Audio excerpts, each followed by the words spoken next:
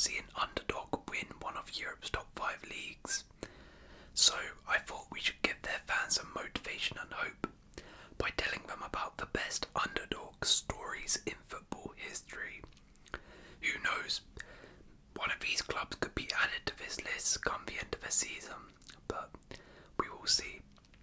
So as a bit of a story time, I'm going to tell you all of the stories. I'm going to build up the tension for you. It's going to be like a bedtime story for you guys, and it's going to be having some fairy tale endings. So in no particular order, we begin. Cameroon's 1990 World Cup run. The 1990 World Cup held in Italy was full of surprises, and one of the biggest upsets came from this African side. The Cameroonians made only their second appearance in the tournament, and fans and pundits counted them out. They were drawn into Group B with the reigning champions Argentina, Romania, and the Soviet Union, who were the current Euros holders. However, the team defied expectations with a stellar performance in the group stage. They announced their arrival by defeating Diego Maradona's reigning champions, Argentina, in the tournament opener, with a memorable 1-0 victory. Cameroon continued their impressive run with a hard-fought draw against Romania and a narrow defeat to the Soviet Union, securing their place in the knockouts. The resilience and flair displayed by the African side captured the hearts of fans worldwide, establishing them as a force to be reckoned with. The knockout stage saw Cameroon facing Colombia in the round of 16, who were expected to win, and the match delivered another spectacle. Despite being reduced to 9 men after 2 red cards, Cameroon emerged triumphant with a 2-1 victory, showcasing not only their skill, but their unwavering determination. This set up a quarter-final match with the European giants England, and it was their first ever quarter-final match. Cameroon's quarter-final clash against England remains one of the most memorable matches in World Cup history.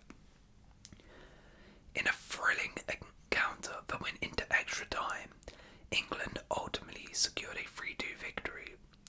However, Cameroon's performance left a huge mark, and Roger Miller's goal-scoring exploits and celebratory corner flag dance became iconic symbols of the tournament. While Cameroon's 1990 World Cup journey concluded in the quarter-finals, their impact reverberated far beyond the tournament. The team's achievements inspired future generations of African footballers, instilling a belief that success on the grandest stage was attainable. The 1990 World Cup showcased the potential of African teams and paved the way for subsequent successes, with African nations consistently making their presence felt in international competitions after this moment. Next, we have Denmark's Euro 1992. This crazy story began with Denmark not even qualifying for the tournament.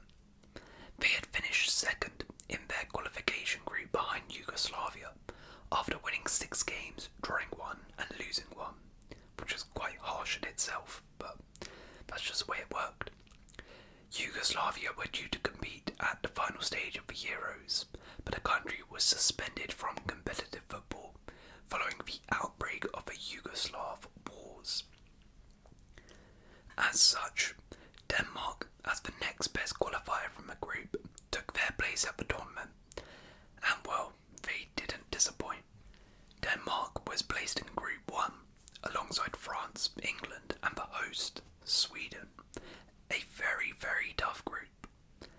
In their opening match, they drew 0-0 against an England team that featured stars such as Gary Lineker, Stuart Pearce, and Alan Shearer. Their chances of progressing from the group took a major blow when they lost 1-0 to rival Sweden in Solna. England had drawn their second group game against France and were well placed to advance with a favourable result against Sweden, provided Denmark lost or drew against France. However, Denmark pulled off an incredible upset against France, winning 2-1, and England suffered a 2-1 defeat against Sweden, meaning Denmark advanced out of the groups as Group 1 runners-up, where they faced against Group 2 winners, the Netherlands, who were reigning champions.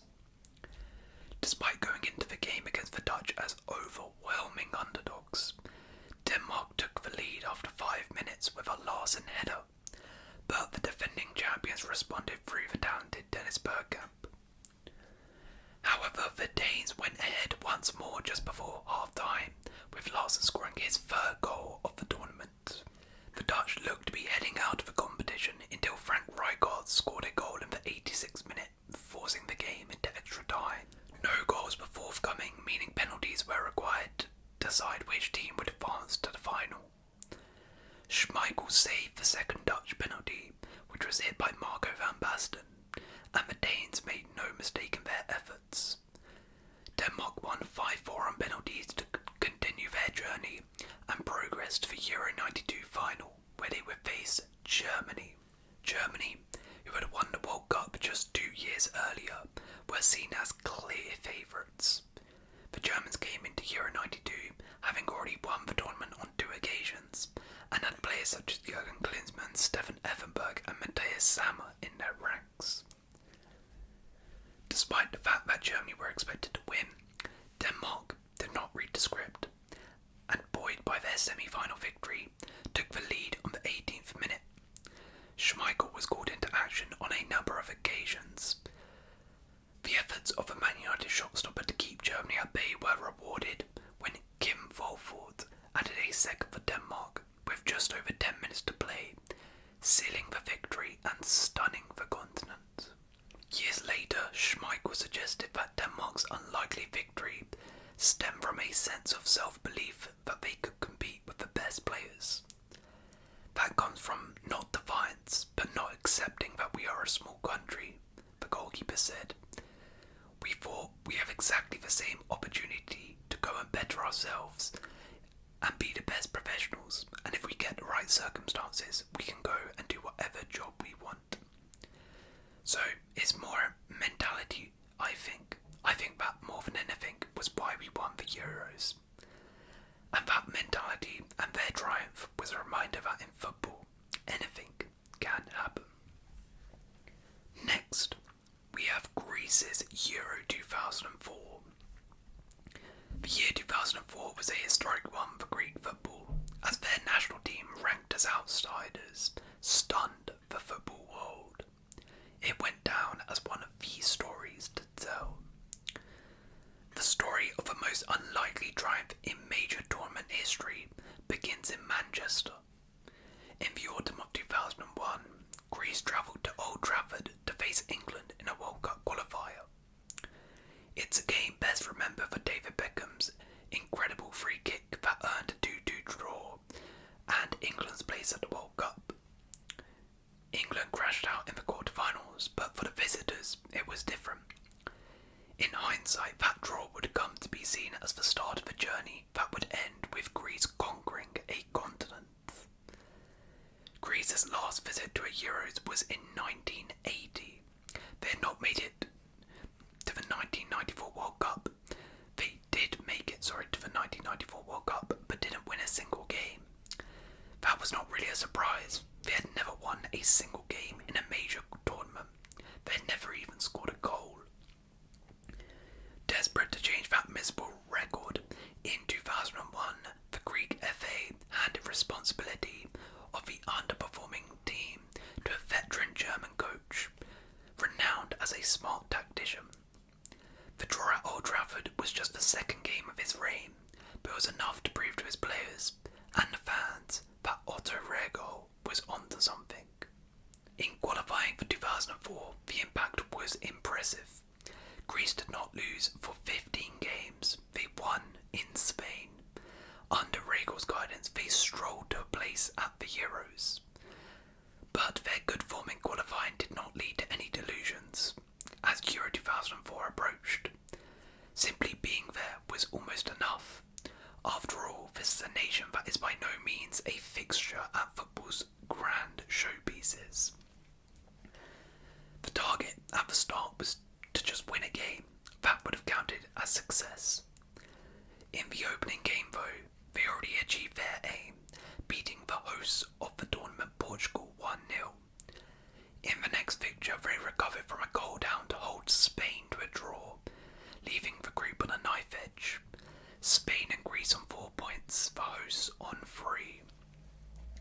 Greece would be sure of qualifying if they beat Russia in their last match.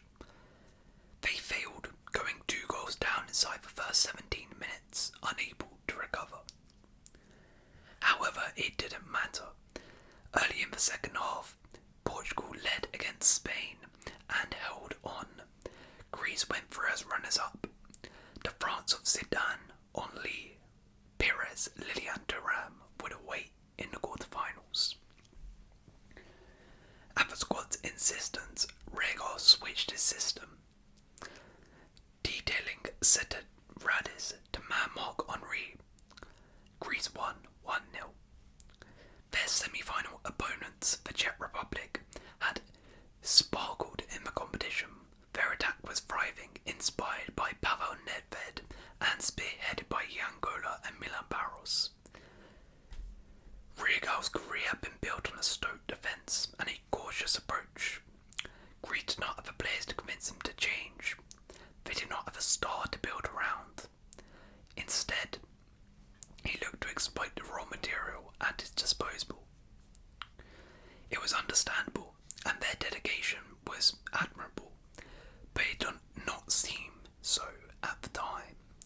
Greece were the only underdogs in history who everyone wanted to see get beat. They were accused of being boring, negative, of killing the tournament. But the fact that the world was against them adds even more to this story. Against the Czechs, Regal's team shut down the attack that had won so many admirers, and then in extra time scored the only goal of the game. In fact, it was the only silver goal in history. UEFA had ruled that extra time would finish after just 15 minutes if the scores were no longer level, a rule that lasted for just one tournament. Greece is tournament. The tournament ended as it had started, with Greece facing Cristiano Ronaldo's Portugal, the hosts. Another clean sheet, another Angelos Karastinas goal, and another win, as horrified silence descended on Lisbon. Athens erupted. Across the continent, Euro 2004 was written off as one of the worst tournaments in recent years. In Greece, there was no time to worry about such concerns. Against all the odds, they overcame some of the best teams in Europe, and with their hard work, discipline, and never-dying attitude, they made everything possible. Next is Montpellier, 2011-12. The 2011-12 Ligue 1 season looked to be an exciting one. It had only been a year since Lyon reached the Champions League semi-final. Marseille had finished in the top 2 in each of the past 3 seasons, while champions Lille had managed to keep hold of Eden Hazard for another year. Add to that the news that PSG had come under new ownership from Qatar with a promise to spend significant amounts. It had shaped up to be an intriguing season. But no one had thought Montpellier had even a passing chance to make the top 3. But French football had their own Cinderella moment, as the Southern club stunned all with a vibrant attacking side led by young talents such as Yunus Belhanda, Mapu Yanga Mbiwa, Remy Cabella, and still yet to blossom Olivier Giroud. Of course, the main changes came from PSG's new owners as they began to flex their muscles.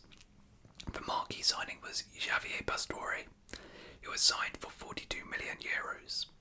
His arrival was complemented by Jeremy Menez and Alex, while Kevin Gamero also swapped Lorient for the capital. Blaise Matuidi was the other key domestic signing for Paris that year. Lille saw their winning team be dismantled as Adil Rami left for Valencia, Gervinho went to Arsenal, and Moussa Sow to Fenerbahce. But most importantly, Rudy Garcia and Eden Hazard remained as the club planned to defend their crown. Joe Cole and Dimitri Payet also came in to add to their already stacked attack. After a narrow second place finish the year before, Alou Diarra was the main signing at Marseille, while Lyon cashed in on 2 of their biggest stars, Milan Pjanic and Jeremy Toulon.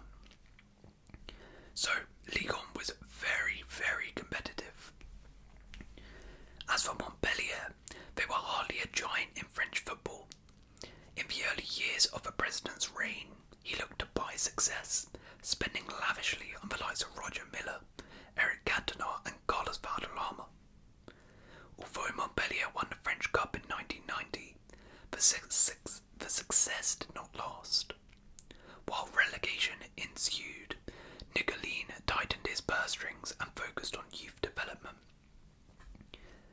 After returning to the top flight in 2009, they finished 5th in Gerard's first season. Since then, the team was strengthened by a superb crop of youngsters. Midfield trio Younes Belhanda, Remy Cabella and Benjamin Stambouli stepped up after winning France's Youth Cup. They were joined by fellow graduates Jeffrey Jourdan and Mabuyang Mbiwa and Jamal Sali in the first team. In 2010, Montpellier broke their transfer record to sign striker Olivier Giroud for $1.7 million. They captured Brazilian defender Vitorina Hilton on a free and Cameroon left-back Henry Badimo for $1.6 million. Their team was constructed of dirt-cheap players and academy boys. Montpellier had enjoyed a sturdy start to the league campaign, quickly taking up position on the podium. Indeed, they were narrowly behind PSG come Christmas, with 11 wins and 37 points. But with Lyon and Lille just behind them, many had written them off, believing they would soon tail off as the experienced sides began to pick up steam. Montpellier would only go on to lose just one of their next 10 games, which included a 2-2 draw in Paris, before taking up top position only on week 29, and even then did not build a lead against PSG until just 4 games of the conclusion. Curiously, by this point PSG had dispensed with their manager, and he was replaced by multiple Champions League winner Carlo Ancelotti. Any dream Montpellier had of doing the unthinkable seemed gone now. However, the Montpellier side, who had major similarities to Girona this season, never gave up. In the end, a frantic title race came down to the last 15 minutes of a controversial final day. Needing to avoid defeat to claim their first ever title, Montpellier went behind before recovering through John Utaka's level-up. An already tense situation became almost unbearable as the second half was stopped 3 times due to crowd disturbance. With Angers already condemned to relegation, home fans expressed their anger by throwing items on the pitch. The third delay lasted more than 20 minutes.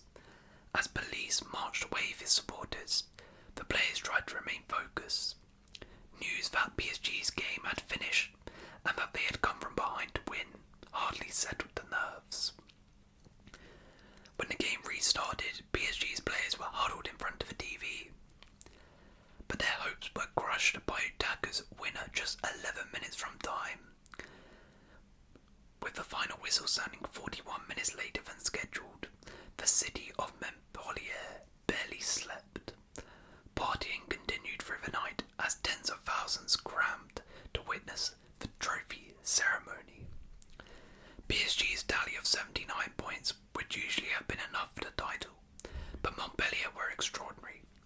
René Gillard's side finished with 82 points, at the time the second highest total in Ligue 1 history. It's even more crazy due to what I said before about how little money was spent on this side. Giroud, Hilton and Badimo all came in for a combined fee of less than £8 million, yet Giroud won the Golden Boot that season, and he was joined in the Ligue 1 team this season by Hilton and Badimo, while Younes Belhanda, an academy graduate, won Young Player of the Season. While PSG have gone on to dominate French football since, this was truly a special moment for Montpellier, who prove you don't need a big budget to compete with the big boys. Next up, Iceland's Euro 2016. Increasing the Euros to 24 teams seemed like a typical attempt at money grabbing, but it turned out to produce a special moment for Iceland. Iceland supplied the most memorable storyline of the tournament and a sporting miracle for an age. had been the smallest nation to ever appear at a major tournament, but mentality-wise they demonstrated something vast. That sentiment was not just for the magical month they spent in France either.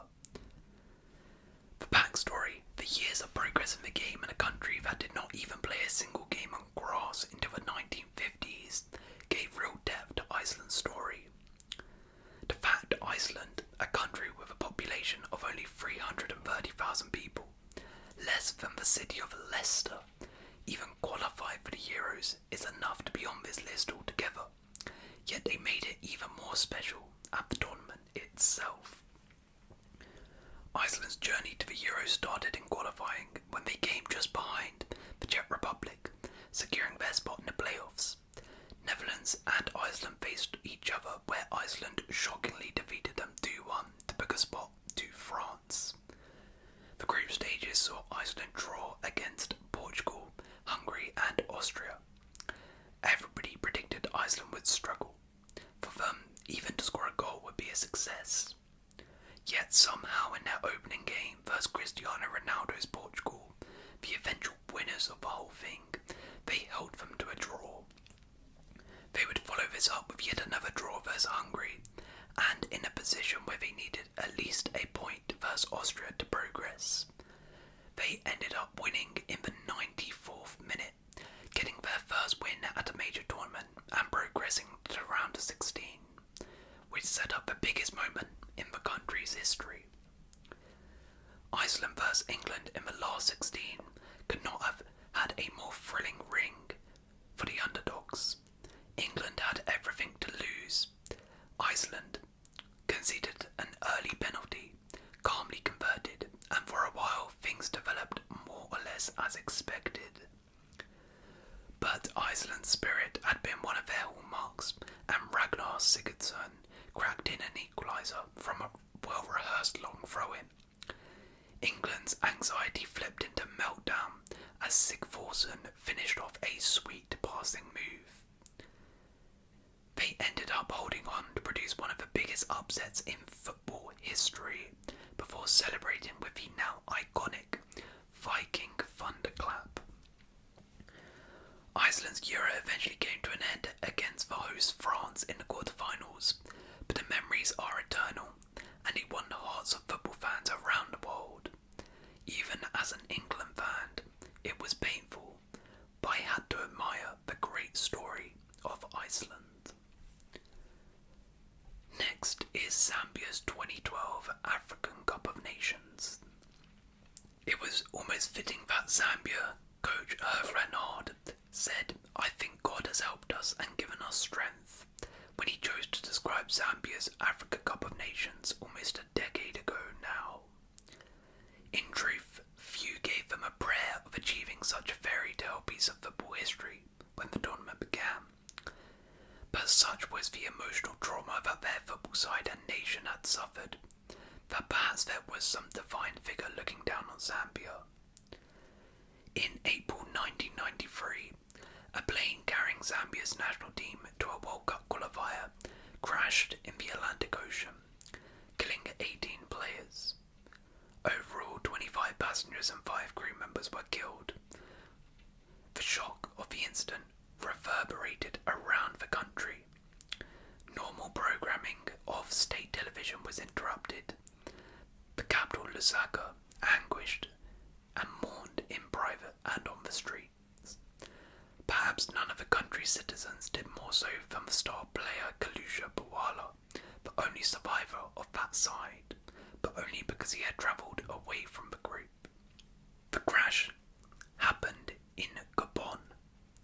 That's where the plane was washed up, so when the Gabonese capital was handed the final of the 2012 AFCON at a stadium not far from where the crash took place, it only increased Zambia's determination to reach the showpiece event. But it appeared it would need more than sheer determination to see them pull off an unlikely triumph. Zambia may have finished top of Group C in qualifying, but Libya, Mozambique and the Comoros were not challenging at all. They were also 71st in FIFA's world rankings when the competition began, players who were experiencing club football on a regular basis outside of Africa. In the squad, just 3 played in Asia and 2 in Europe, Russia and Switzerland, leading to doubts about whether they had the pedigree to go far. This was a particular concern given that the competition featured sides like Ivory Coast, who had soon-to-be Champions League winner Didier Drogba among their ranks. There were some hope, though, for any less fancy side, given that traditional heavyweights such as reigning champions Egypt, as well as Cameroon, Algeria, Nigeria and South Africa all failed to qualify. Zambia's confidence, meanwhile, would only increase when they faced and beat heavily fancied Senegal in their opening game. Ecuador, Guinea and Libya lacked the flashy stars for Senegal, but Zambia's concentration for the remaining 2 Group A games did not waver. A 2-2 draw against the latter saw a shootout between the former, and Zambia took top spot. Sudan, meanwhile, had finished runners-up to Ivory Coast, which set up a quarter-final between them and Zambia. The prospect of advancing to the semi-finals for the first time since 1996 was the carrot that was dangled in front of Zambia. And whatever pressure they may have showed, they did not let it affect them. Katunga was on target again, and James Chwanga's third late on meant Zambia were progressing to the semi-finals. By this stage, Zambia were beginning to attract attention, but their next opponent had captured the hearts of many football fans at the 2010 World Cup. Asamoah Gyan and his Ghana side had garnered a following given their displays in South Africa, but it was their attacking excellence that people had fallen in love with. Zambia certainly felt the full force of the former, with the 4th-time champions launching attack after attack and laying siege to the Zambia goal. But Renard's team stood firm. Having missed from the spot in their World Cup quarter-final defeat by Uruguay, Gyan had the chance to score a spot kick for Zambia, but this time Gyan was thwarted by Moena. Then that thing called fate came when substitute Emmanuel Mayaka fired into the bottom corner, and Zambia reached the final of the competition for the first time since 1994, where they would face Ivory Coast, who had not and would not concede a single goal in the whole tournament, and had a star-studded lineup including Chelsea's Drogba and Salomon Kalou, Man City's Kolo and Yaya Toure, Arsenal's Gervinho, Newcastle's Chet Diote and Swansea's Wilfred Boney. The squad gathered for a ceremony on the Friday before the final to pay tribute to their compatriots who lost their lives in the plane crash. But having paid their respects off the field, it was time to play them on them against the best team in Africa. There was no barrage in the Zambian goal like there had been against Ghana. Ivory Coast, in truth, never got going. Zambia had held out for so long, but gave away a penalty which would surely see them lose if scored. But unlike in Munich a few months later, Drogba stepped up and smashed his effort over the bar to leave the world stunned. The game ended 0-0 after extra time, meaning penalties would stand in Zambia's way. To continue the emotional theme of the final, the Zambians took up positions on their knees and sung together as the shootout commenced. The first 14 kicks in the shootout were all converted, but Zambia's commanding goalkeeper and most capped player Moena saved Kolo Toure's efforts. With the shootout now in the sudden death stage, talented winger Kalamba was a kick away from creating history. It was not meant to be, as he slashed over. But when a seemingly reluctant kick-taker Gervinho missed, Zambia were within touching distance again. And this time, centre-back Stabila Sunzu was the unlikely hero. The players fell to their knees, praying once more for their companions who had perished nearly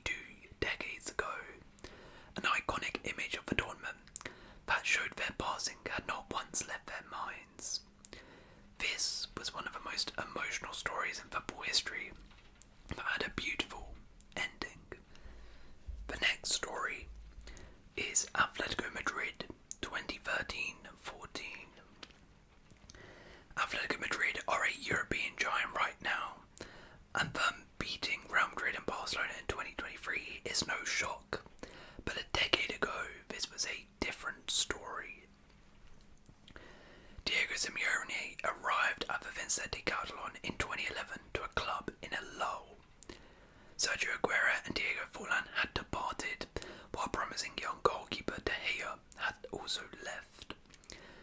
Gregorio Manzano was sacked after overseeing a defeat to a Segunda B side of the Copa del Rey, and Simeone was airdropped in 2 days before Christmas. His era began with a UEFA Cup win in the summer of 2012, and his first full season saw Atleti record their highest league finish since their title-winning season of 1996, plus a Copa del Rey victory.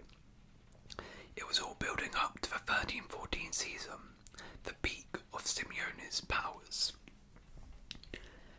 Radamel Falcao scored 70 goals over those 2 seasons, which is probably why Monaco came in and took him in the summer of 2013, robbing Madrid of their game-breaking goal threat.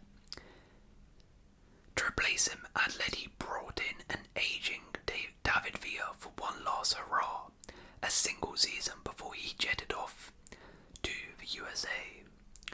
Partnering Spain's greatest ever striker was Juan Diego Costa, who at the age of 25 had never registered more than 10 goals in a league. Costa scored twice in a 3-1 win at Sevilla on matchday 1 and never looked back. So this team had just lost their best player, replaced him with a washed David Villa, who was deemed not good enough for Barcelona, and to add to this, they were competing against 2 of the best teams in world football. This was a league which contained 2 of the 10 best players in history, at the peaks of their respective powers, playing for 2 genuine superpowers. Barcelona had Messi, Neymar, Xavi, Iniesta, Alves, Busquets. Real Madrid had Ronaldo, Pepe, Ramos, Bale, Alonso, Modric, Benzema and Isco. The idea of one of those 2 sides not winning the league was absurd. But Atletico somehow did it. The real marker of the season was laid down at Bernabeu in late September.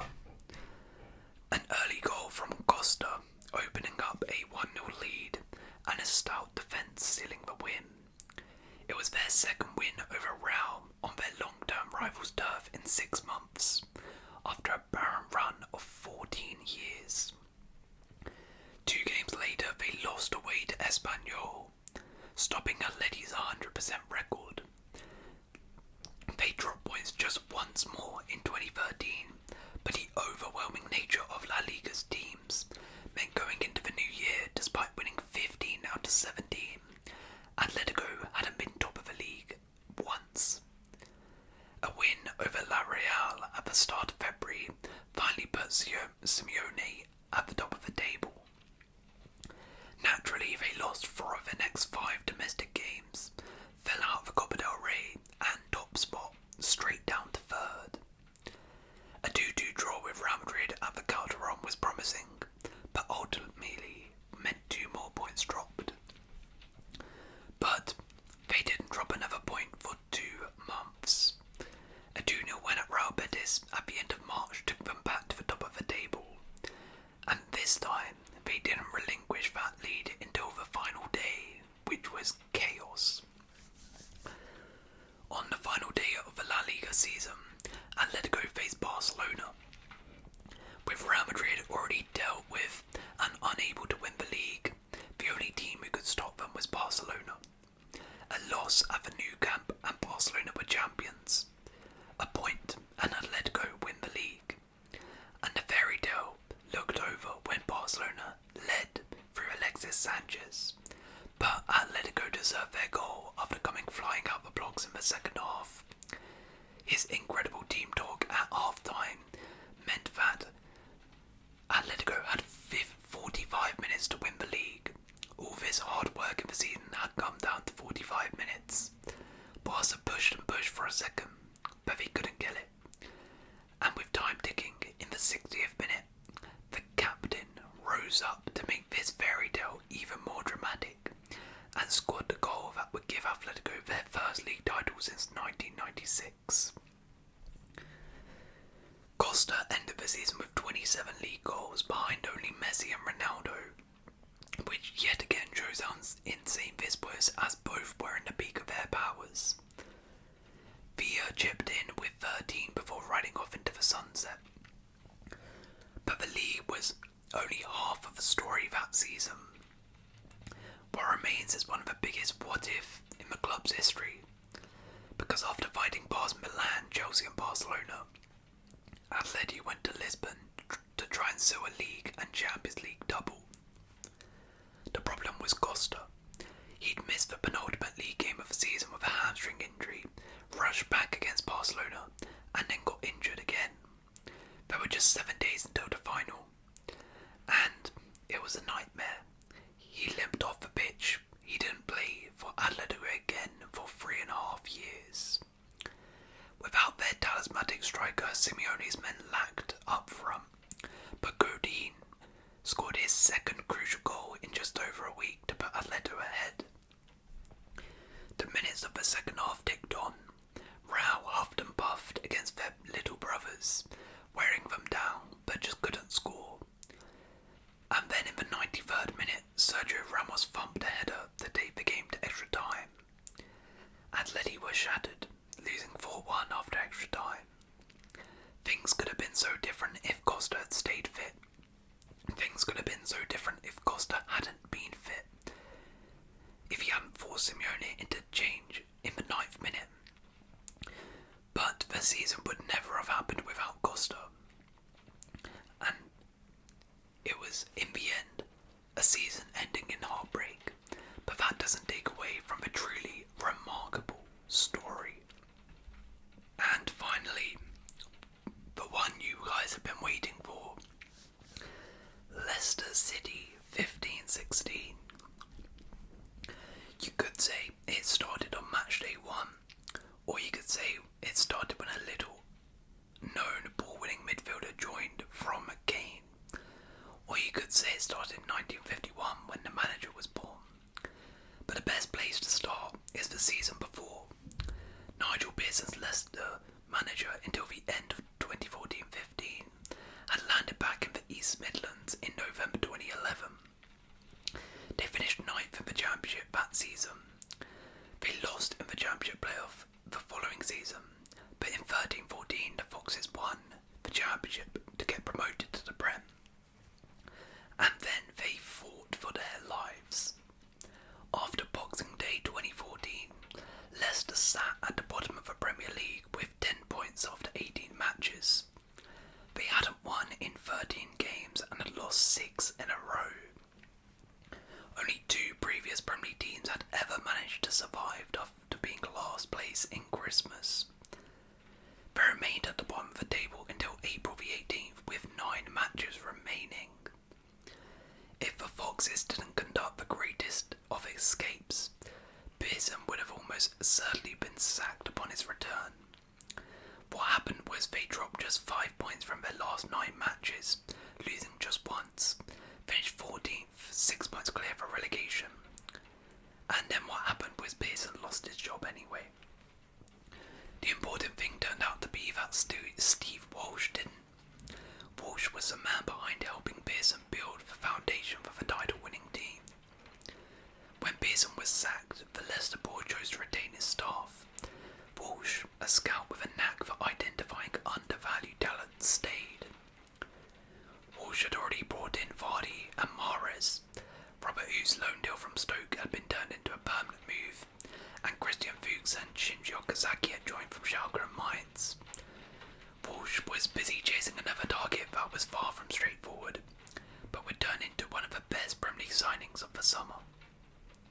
N'Golo Kanté was the player's name, and Ranieri, as he would later admit, didn't know anything about him, but soon would. The team had momentum from the previous campaign, and the feeling among the players was that there was little need for change. Tactically, Ranieri quickly made his mark though. During pre-season he decided that playing with a 3-man defence, a system that worked extremely well for Pearson, should be scrapped. Although it felt like a big goal at the time, Ranieri got it spot on. Any concerns about Ranieri disappeared fast, as Leicester scored 3 times in the first half an hour of their season opener. It was a sign of things to come, as the Foxes were unbeaten in all competitions until a damaging 5-2 home defeat to Arsenal in late September. If that was supposed to end the momentum, it did anything but, with Leicester taking 26 points from the next 10 games to go top of the table at Christmas. Vardy featured prominently throughout this run, with his opening goal against Man United breaking a Premier League record. It was the 11th game in a row in which he found the net. Leicester took only 6 points from the next 5 games after Christmas, although Robert Huth's late winner at Tottenham was to prove significant, and fears they would fade away began to increase. However, Vardy's stunner against Liverpool added belief, and a brilliant 3-1 win at Man City took them 5 points clear at the top. Watching that game, everything seemed a little surreal, as Leicester, 4 days after beating Liverpool 2-0, took Man City apart at the Etihad. At this point, Leicester believed the unthinkable could happen, but things would take a damaging turn. After playing against Arsenal with 10 men, Leicester conceded the 95th minute and lost 2-1. It was the cruelest of defeats. Their lead at the top was cut to 2 points, and everyone wondered how the players would respond to such a gut-wrenching manner of defeat. Yet it was a response to that setback that proved the greatest indication of what this side was capable of achieving. Ranieri, in what turned out to be a superb piece of management, gave the players a week off training to escape and forget about football. When they returned to the pitch, the answer to whether being beaten against Arsenal would break their resolve was emphatic. Leicester won 6 and drew 1 of the next 7 matches to take 19 points out of 21. Arsenal, for the record, collected 9. They kept 6 clean sheets in the next 7 games, and even Vardy's suspension couldn't stop their winning streak. By now, Leicester's team had a familiar look. Schmeichel in goal, Simpson, Morgan, Huth and Fuchs at the back, Mahrez, Drinkwater, Kante and Albrighton in midfield, and Okazaki playing just behind Vardy. 2 compact banks of 4 across defence and midfield, leaving opponents little room to play. Only Tottenham could apply any pressure to Leicester at this point, and when they were held by Chelsea at Stamford Bridge in what became known as the Battle of the Bridge, the title was secured with 2 games to spare. Leicester went from 5,000 to 1 shots to Premier League champions, winning the title by 10 points. Mahrez won BFA Player of the Year, Vardy took the FWA prize, and N'Golo Kanté got the Players Award, but it was more about that than the individuals. Arguably the most astonishing achievement in football history, Leicester's triumph was one of those moments where you can tell your kids, I was there when Leicester City won the Premier League. So there we go. Those are football's greatest underdog stories. Hopefully you guys have enjoyed.